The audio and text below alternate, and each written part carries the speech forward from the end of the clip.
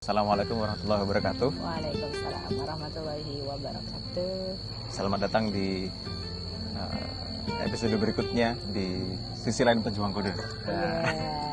Kali ini kita akan bahas tentang kejadian yang baru-baru ini kita alami.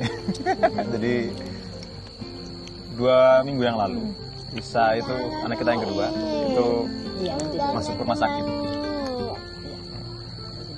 Masuk rumah sakit karena apa namanya, bronkopneumonia. Bronkopneumonia. Ya, jadi infeksinya ya di bronko sama di paru-paru. Iya, jadi ya berawal dari batuk pilek gitu kan, tapi terus makin parah.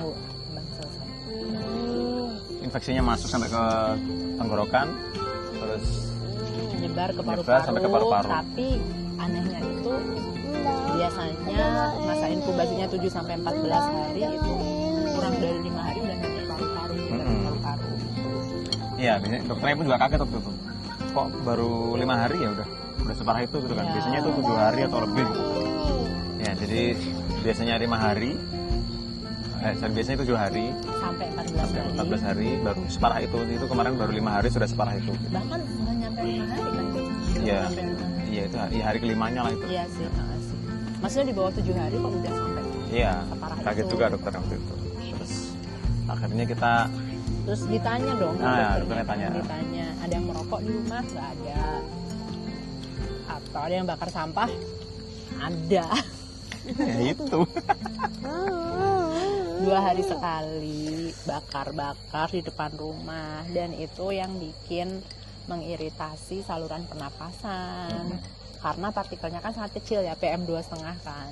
Jadi hasil asap pembakaran sampah itu partikelnya tuh ada yang kecil banget, nyampe PM2,5, dan itu masuk ke alveoli dan merusak jaringan alveoli itu. Jadi ketika ada infeksi yang masuk, bubrah sudah. Iya. Nggak punya pertahanan gitu, sehingga sangat mudah nyebar sampai ke paru-paru gitu sih. Ya, jadi memang sebenarnya sebelum masuk rumah sakit itu maksudnya sebelum itu kejadian kita udah selama 1-2 bulan pertama tinggal di rumah yang kontrakan yang baru ini kita emang udah ini sih udah Agak ngerasa. worry kan, Iya. agak worry kok ini bakar-bakar mulu Iya, sih gitu. Cuman waktu itu kan ya udahlah, paling ya udahlah gitu, mau gimana lagi orang baru pindah. Kita udah berkali-kali juga sebenarnya apa? Negur lah ya kita. Tapi nggak digubris Iya, kan. jadi tetap dilakukan gitu. Terus ya akhirnya Isa kena apa itu, infeksi batuk pilek. Awalnya sih aku pikir batuk pilek biasa gitu kan, tapi kok di hari itu, malam itu tuh nggak normal, nggak wajar napasnya. Dia belum pernah napas kayak gitu. Iya. Napas yang cepet banget. Jadi tanda-tandanya itu kalau anak napasnya sudah cepat lebih dari 40 kali per menit, nah itu udah tanda-tanda nggak wajar gitu ya. Iya. Apalagi pas dia bangun melek gitu tuh sempat 50 kali per menit tuh napasnya. Iya. Makanya langsung aku nyuruh kamu bawa dia ke UGD kan. Iya. Awalnya itu udah siap-siap mau tidur aja kita kan, tapi ya, ternyata malam itu makin parah. Dan memang malam itu juga ada yang bakar-bakar juga. Jadi kita tuh kayak Oh iya, itu tuh dari rumah siang kita loh. itu, ya rumah kita itu di pojokan lah gitu, di pojokan kompleks. Yang mana sebelah utara, jadi pintunya kan dari arah timur tuh. Jadi sebelah utara, barat, dan selatan rumah kami itu ya sudah di luar kompleks hitungannya gitu kan. Iya. Jadi ya meskipun rumahnya ada setamnya ya, tapi kan asap dari sisi barat, utara, dan selatan kan nggak lapor setam dulu kan. Dan gini sih, banyak yang bilang katanya mungkin karena tinggalnya nggak di klaster kali jadinya kayak gitu. Enggak, kita di klaster, cuman bersebelahan dengan toko bangunan ya kan. Toko apa, mebel ya? Gudang mebel. Oh, gudang mebel yang mana di depannya itu ada lahan kosong dan mereka bakar-bakar sampah di situ ya. Padahal kita di klaster, tapi kan karena sebelahannya sama gudang itu yo gimana? Itu sebenarnya area cluster of cluster sebenarnya. Iya. Jadi kayak kalau masuk ke gang itu kanan kiri tiap 4 meter itu pintu gerbang klaster baru gitu. Jadi ya kami salah satu klaster di situ gitu kan sebenarnya. Ya cuman memang di sela-sela itu ada rumah warga, ada gudang tadi gitu. Iya. Jadi emangnya artinya mau tinggal di klaster elit sekalipun, Kalau di Kalau nggak pas tengah, sekitarnya. kalau nggak pas tengah misalnya luas kasarnya pas tengah misalnya gitu. Dan kalau nggak sekitarnya itu orang-orangnya itu nggak sadar ya tetap aja Sama kita aja. akan beresiko kayak gitu. Sekarang jangankan klaster, ini aja deh, rumah sakitnya aja. Waktu kita di rumah sakit, Iya. waktu kita di rumah sakit itu ada Sebelah tulisan, lapangan tenis ya Iya. di rumah sakit itu. Jadi ada lapangan parkiran dan lapangan tenis rumah sakit ya.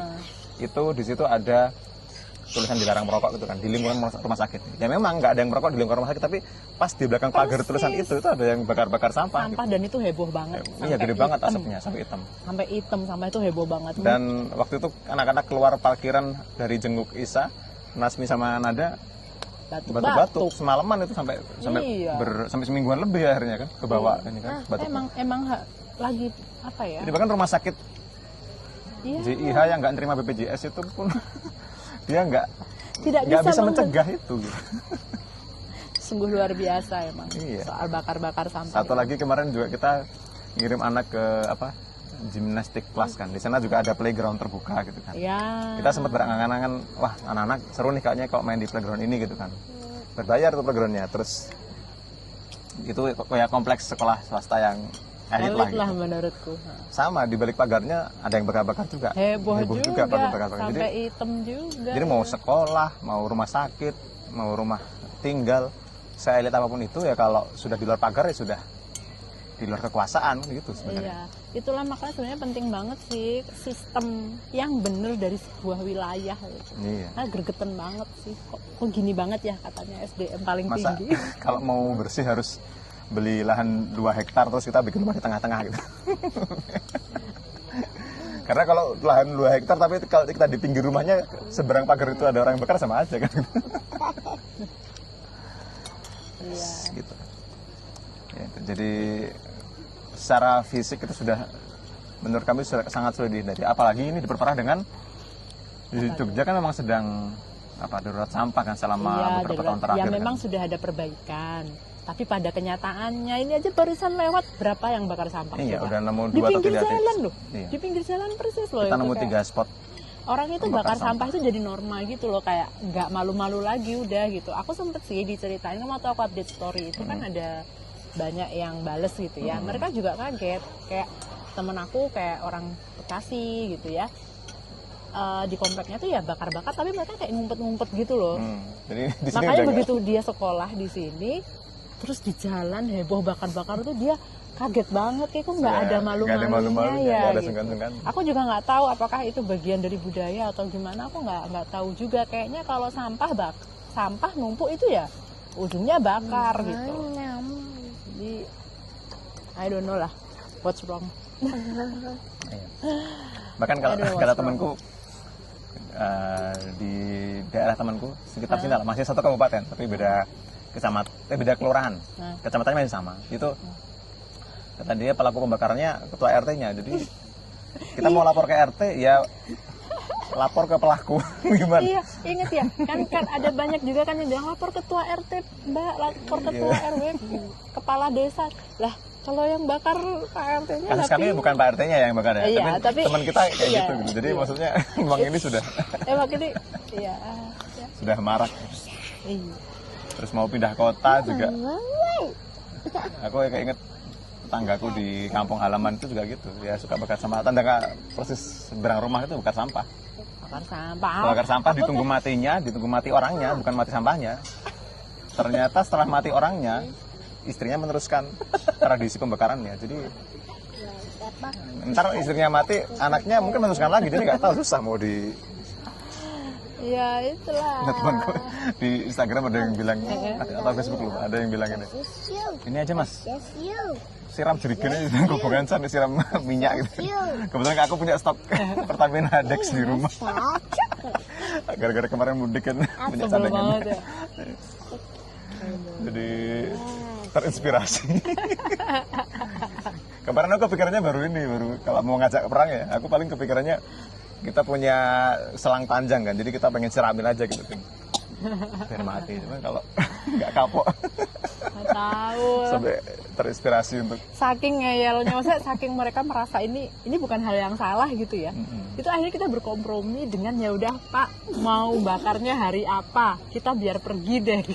akhirnya Sampai iya. gitu. Jadi akhirnya bakar lagi kemarin. Jadi karena kemarin bakar lagi, saya bawa tuh hasil rongsen tak bawa ke mereka, ke gudang orang yang gudang itu ya. Ya ternyata setelah menemui 2-3 orang di sana ya, mereka bukan pemiliknya gitu. Jadi Kita juga nggak tahu pemiliknya, Iya, pemilik kita- gudang itu tuh siapa. ya mereka bilangnya kita cuma bekerja di sini katanya gitu kan. Dan bagian dari pekerjaannya adalah memusnahkan sampah gitu kan. Nah, Terus yang namanya sampah mebel kan ya, meskipun mungkin nggak membangun mebelnya di situ, tapi sampahnya kan mereka mendatangkan Iyalah. barang baru kan pasti dibungkus plastik lah, apalah itu, Plastik, bubble wrap apa kardus, itu kan pasti bakar. styrofoam gitu kan. Terus ya akhirnya kita berkompromi itu kemarin Hanya ya udah. kita iya Pas saya kita bilang udah sampai bawa X-ray itu pun tuh mereka kayak ya gimana ini emang harus dimusnahkan, tapi mereka nggak mau, suruh nggak bisa gitulah intinya. Aku juga pernah kan yang pas bapaknya beresin lahannya itu kan aku bilang, Pak emang nggak bisa apa dibuang di tempat lain? Nggak bisa Mbak. Lah kok nggak bisa? Terus juga emang tukang sampah itu nggak mau ngangkut sampah styrofoam, sampah styrofoam, sampah apa itu daun-daun itu pun nggak mau gitu. Jadi ya aku satu sisi aku paham kebingungan mereka iya, gitu ya. sebagai warga juga Aku paham kebingungan mereka, tapi aku juga pengen bakar, tolonglah seenggaknya jangan dibakar gitu. Tapi ya mereka tuh kayak enggak, ini kayak bukan kesalahan gitu loh kesannya. Jadi ya udah akhirnya kita berkomprominya gitu kan, kamu bilang iya. gitu ya udah Jadi Pak. yaudah, tak kasih nomor WA saya, kalau mau bakar bilang-bilang Pak Amin 1 lah paling nggak. Jadi biar kita bisa kabur dulu gitu kan. Jadi bukan menghentikan mereka, kitanya yang berkompromi. Iya, kita yang kabur, akhirnya kan. kita yang kabur sementara gitu. Gitu lah. Nah sekarang masalah penanganan sampah sendiri kan. Sekarang warga kebingungan nih, buang sampah gimana? Nah kita sendiri gimana? Caranya biar nggak bakar-bakar. Nah Kalau aku karena menyadari anak-anak aku itu ada 3 di rumah semua, suamiku kerja di rumah, aku paham produksi sampah itu bakalan banyak banget gitu ya. Anda tahu makan bergizi gratis? Nah itu kita punya program makan bergizi gratis di rumah sendiri itu. Pengadaannya semua di rumah kan, jadi pasti banyak Ya, sampah pasti di rumah. kebayang lah ya, mau gimana pun juga pasti banyak sampah yang diproduksi gitu kan. Keren Nah sekali. udah gitu, aku kan anak kesehatan lingkungan. Iya. Dulu kuliahnya akhir-akhir tahun kuliah itu ngapain? Bikin bank sampah. Iya. Jadi aku punya beban moral yang sangat tinggi nih rasanya nih kalau aku nggak bisa ngolah sampahku di rumah. Jadi pastilah aku pilahin sampah organik, sampah anorganik. Yang organik yang bisa aku olah, ya aku olah di rumah dengan biopori, dengan kompos gitu kan. Terus yang anorganik itu aku cuci loh guys. Aku cuci, aku keringin, terus aku setor ke bank sampah lah ya gitu. Alhamdulillah sih di Jogja sebenarnya tuh mulai banyak gerakan bank sampah itu gitu. Jadi aku setor ke sana, aku kiloin gitu kan. Ya sebenarnya aku sih menikmati peran itu ya, aku ngerasa berpartisipasi aktif di situ gitu. Cuman ya nggak aku pungkiri juga, aku juga kesel sih udah segitu. Tahu sendiri aku milahin tuh kayak gimana kan? Milahnya tuh bener-bener nggak cuman plastik, kertas itu enggak, tapi plastik itu ada jenisnya sendiri. Kertas ada jenisnya 7 sampai 10 sendiri. klasifikasi Ya, kayaknya itu. bahkan lebih karena kantongnya kan banyak banget kan di rumah kan. Nah, itu tuh aku klasifikasi sampai segitunya, aku bela-belain sampai segitunya. Kok anakku sakit karena orang bakar sampah? Itu tuh sakit hati banget sebenarnya, jujur ya buat aku ya. Tapi ya ujian nggak tahu gimana. Kita nggak bisa milih Kayak gitu udara. Betul. Ya tapi ya ternyata gitulah ya. Maksudnya kita tidak bisa memaksa orang berprogres terlalu cepat. Itu adalah hal yang harus kita terima sih gitu. Nah kalau kamu gimana? Ya jadi kita hanya bisa mengendalikan apa yang ada dalam kendali kita gitu kan. Nah iya. Ya sekarang sebenarnya kita masih ada harap kan gini, terkait Jogja Darurat Sampah itu kan sebenarnya udah berlangsung beberapa tahun kan nih. Iya. Nah kabarnya itu sudah mulai buka lagi TPS-nya sebenarnya. Tapi yang Iya. yang baru buka yang di Bantul atau mana ya? Enggak, sebenarnya kota pun udah progress, Mm-mm. it's progressing juga. Di Bantul juga progresnya bagus. Sleman pelan-pelan gitu. Cuman memang ya Ya tapi kan cakupannya belum 100%. Iya, Masalahnya kan itu kan. kita kalau kesana kalau kita menunggu sebuah kota berkembang itu kan, sekarang kota umurnya 10 tahun, 20 tahun, 50 tahun itu kan masih muda tuh kan. Yes, betul. Kita 30 tahun udah tua gitu kan. Jadi maksudnya Maksudnya gini, oke lah, progres sampah itu mungkin Jogja butuh 5 atau 6 Iya. tahun ya katakan ya. Tapi kan anggaplah itu 5 cepat lah, 5 tahun itu cepat untuk sebuah bisa- kota. Iya. Tapi untuk seorang anak 5 5 tahun 6 itu- tahun itu adalah seluruh kehidupan anak deh kayak. Masa emas kayak. Balita 5 tahunnya udah selama 5 tahun itu kan.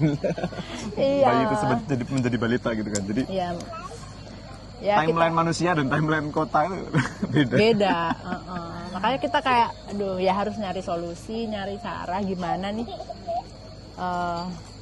gimana ke depannya gitulah, gimana cara kita berkompromi gitu. Ya, dalam waktu dekat ya karena kita udah terlanjur kontrak di situ, udah bayar sampai Februari tahun depan.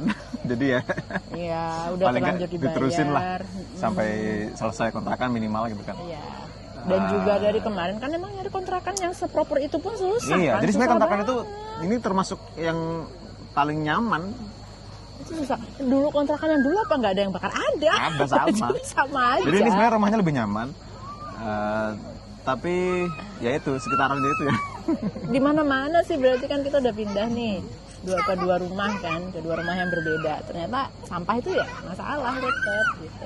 Ini udah bicara. Terus pas kita tanya ke teman-teman yang tinggal di Jogja, daerah mana gitu, sampah nggak? Sampah, iya Sama. bakar. Daerah sana, iya sama, bakar. Daerah mana lagi? Kan malah Pak RT-nya yang bakar. Jadi, oh ya ampun, itu ternyata hal yang sangat umum ya gitu. Nah, terkait asap satu lagi sih kita tetangga ada yang bakar Bakar sampah masak, rumput. enggak masak. Oh masak asap itu Iya. ya, asap tungku sih. Asap tungku iya. sih. Ya sebenarnya itu mengganggu tapi kita masih bisa toleransi lah mungkin. Ya kalau tungku ya mungkin kan gas kemahalan buat Iyalah, dia. mungkin. Nah Jadi- terus gini kalau tungku kan asapnya beneran ke atas banget kan. Terus biasanya nggak sampai hitam gitu kan asapnya kan, dan nggak heboh kan kalau sampah asap tungku. Terus kita tutup pintu itu udah cukup ya untuk kan? menghentikan Untuk efek asapnya itu. iya karena atapnya dia tuh gini, atapnya tuh gimana ya, kayak pas aja sih sama tembok rumah kita gitu kan. Jadi nggak turunnya tuh nggak terlalu banyak gitu. Nah kalau yang sampah yang di depan itu tuh bakar-bakarnya heboh, tembok kita tuh paling rendah, Iya. jadi asapnya tuh otomatis dari lahan kosong itu larinya heboh juga ke rumah kita pas di depan pintu. Dan angin bertiupnya seringnya ke arah kita. Jadi Yes. itu kebakaran ada di sebelah selatan rumah kita.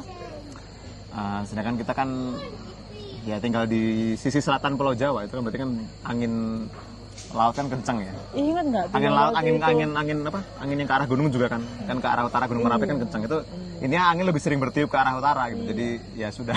Terus itu loh pernah kan dia Pernah bakar sampai ada sampah, ini. sampah plastik Iya. hitam. Sampai Itu terbang-terbang banyak ininya. banget, terbang terus masuk ke rumah. Masuk ke coba rumah, sampai. kita buka pintu tuh langsung bral.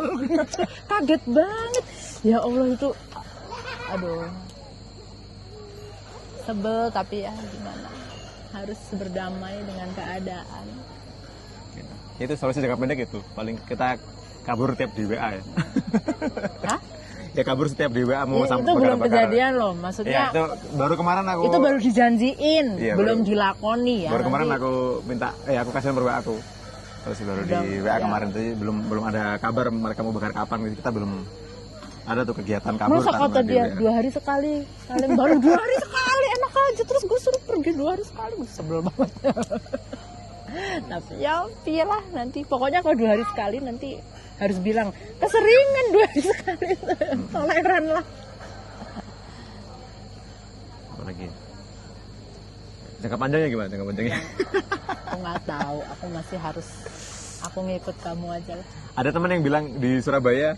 Nah itu menarik juga. Jadi kata teman yang asli Surabaya, itu di Surabaya kota itu kalau ada yang bakar sampah, langsung telepon mana? Ya, Telepon intinya ada radio lah. mekanisme pelaporan yang baik dan warganya itu kompak gitu. Iya, jadi Warganya telepon kompak. radio langsung kena sanksi sosial plus pemerintah kotanya langsung turun tangan gitu. Iya. Jadi warga juga kompak gitu, kayak ada halo-halo Iya. woro-woro gitu katanya kalau ada yang bakar sampah gitu kan. Jadi pada malu sendiri gitu. Ya, saya kalau di sini misalnya lah katakanlah kita lapor radio atau apalah terus sampai terdengar pemerintah mau menindak juga warganya bisa tanya balik lah. Heeh. Kalau nggak boleh bakar ngapain? Harus diapain sampahnya? Mereka pemerintah nggak menyiapkan TPS-nya gitu. Iya. Jadi Dan aku sebenarnya heran sih, emang sekitar tuh nggak ada yang protes ya? Kayaknya kita doang gitu yang bawel. iya tahu. Nggak tahu juga. Ambuh, yang pasti itu sudah melukai anak kita. Kan, dan dokter udah wanti-wanti, ini anak berarti sensitif sama sampah. Jangan sama asap sampah maksudnya, asap sampah, asap pokok, asap kendaraan. Jadi ya harus hati-hati banget gitu. Ini kita udah homeschooling, nggak perlu commute kemana-mana gitu kan. Aku juga kerja remote, nggak perlu commute kemana-mana, bebas dari asap kendaraan, polusi. Di rumah aja dikibasi asap sampah. Nah, cuman yang menarik juga tuh ini sih yang di Surabaya itu ya, aku nggak tahu ya. Kalau misalnya salah tolong dikoreksi gitu ya. Memang di Surabaya itu sampah sudah cukup bagus penanganannya, better lah daripada Jogja gitu ya. Bakar-bakar sampah nggak ada. Cuman ini kualitas udaranya itu tetap Jadi oke, Surabaya aman dari asap sampah tapi sumber asap yang lain dari pabrik, kendaraan itu juga sangat tinggi. Jadinya polusinya juga kita tiap kali nyetir polusinya tidak tidak baik untuk orang-orang yang sensitif kayak anak-anak kita. Mungkin gitu. sumbernya bukan sampah tapi bisa dari industri atau dari asap kendaraan gitu. Karena Surabaya itu dia dekat kota industri ya? Dekat daerah industri. Sidoarjo, Gresik, semen Gresik Oh apa iya. Kita waktu lewat Gresik, ada asap banyak banget pas kita lewat tol itu. Apa itu? Ternyata industri itu, dari industri. Iya. Jadi ya itulah, bebas dari asap sampah, ada asap industri gitu kan. Iya. Jadi, ya masih bingung juga jadinya. Ya itu ini ya renting kita sejauh ini.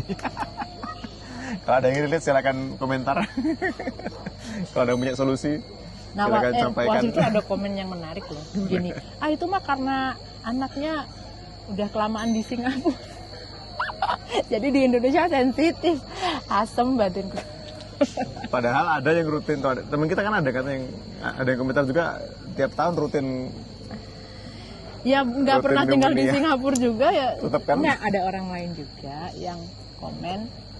Lah anakku lo tahun ke rumah sakit juga kena pneumonia gitu kan. Padahal dia juga nggak pernah tinggal di Singapura. Gitu. Iya, makanya jadi itu tidak valid lah. Itu logikanya tidak benar. Karena polutannya itu terlalu banyak. Jadi mau Anda dulu di Singapura atau tidak, di negara yang udaranya bersih atau tidak, ya keok juga gitu loh. Walaupun sebenarnya ada benarnya sih kalau hidup di negara yang terlalu bersih gitu ya, terus pas balik ke negara yang atau daerah yang nggak lebih bersih itu jadi lebih sensitif itu karena masa penyesuaian. Itu memang ada benarnya, tapi biasanya itu cuma di 2 bulan pertama doang gitu. Nanti kalau lah kita kan udah setahun. Itu udah bukan soal penyesuaian lagi, tapi emang kondisi lingkungannya sudah terlalu berat untuk anak-anak yang sensitif gitu. Ya, itulah. Lagi yang mau disamakan? Berat. Itu cuma renting aja di sini, nggak ada solusi. Nggak ada solusi. Ya akhirnya ini menerima kondisi bahwa kita tidak bisa menuntut lingkungan kita itu berprogres terlalu cepat. Terus ya tetap aja lah walaupun disakiti. Aku masih tetap pilah sampah dan masih tetap ngompos. sambil doa sama Allah, ya Allah kasih ini dari ikhtiar ini tolong kasih solusi gitu ya. Jadi mau sekaya apapun kita nggak bisa beli udara. Kalau kita kaya kita bisa mandi pakai air galon. Kayak siapa ada artis yang mandinya pakai air galon gitu kan. air mineral gitu kan. Karena mungkin khawatir kena kontaminan lah apalagi bisa lah kita bisa tuangkan air galon itu ke kamar mandi, kita mandi pakai itu bisa. Kalau kita mau makan bersih kita bisa cari ya masak tempat. sendiri biar bersih, cari tempat makan yang bersih dan sebagainya. Tapi kalau udara, Kalau udara oke, kalau di dalam rumah masih bisa pakai air purifier gitu-gitu ya. Ya. Tapi begitu keluar, ya itu yang Anda hirup. masa mau bawa Anda tabung tidak bisa oksigen hirup. kemana-mana? Itu nggak bisa. Ya. Jadi ya selamat berjibaku dengan Mari kita situasi berjuang seperti dengan ini. Kalau ingin tahu bagaimana negara yang nggak ada bakaran sampah, ya juga googling lah banyak. Bakar itu bukan satu-satunya solusi. Atau Ya. kalaupun dibakar, itu ada caranya sendiri biar nggak jadi polusi udara. Kalau di Singapura itu dibakar di insinerator khusus, terus Tapi asap. emang itu mahal Ya, banget memang sih. mahal, Itu emang mahal banget sih.